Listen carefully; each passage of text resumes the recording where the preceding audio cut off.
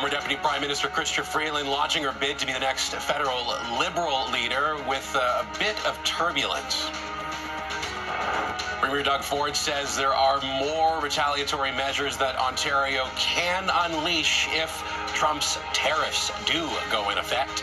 And you're going to want to bundle up the next few days. The polar vortex is here and going to be getting colder and colder overnight. Details ahead.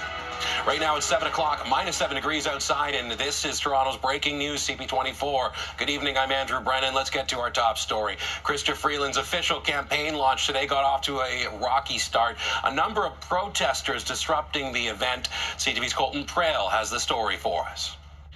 I am so glad to be here at the St. Albans Boys and Girls Club today. At the launch of her Liberal leadership campaign, Chrystia Freeland could hardly get a word in. Look, we are not going to let anyone disrupt our democracy. But disrupt they did.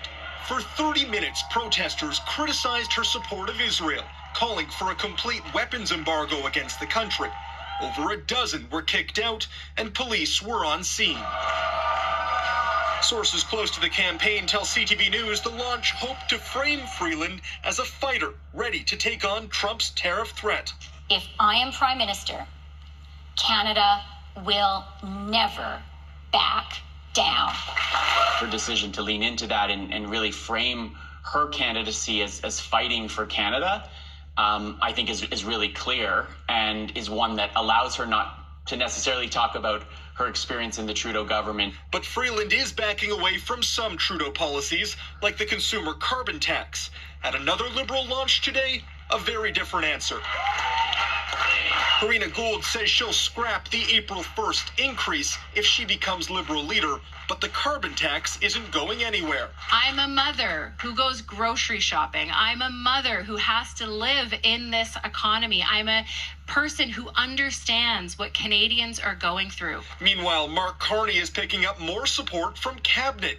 This weekend, 3 Liberal ministers announced they're backing the former banker, including Melanie Joly. I think there's a lot of affection and a lot of respect for Karina Gould, but she'll have to prove that she can crack that top-tier candidate. A price. With Gould and Freeland having spent extensive time in Trudeau's cabinet, the Conservatives are working fast to tie them to the Prime Minister, highlighting their past support for the carbon tax in a campaign with the tagline, "Just like Justin."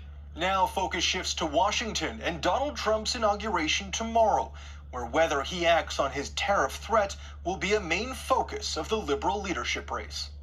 Colton Prail, CTV News, Ottawa. And more on Trump and tariffs coming up later.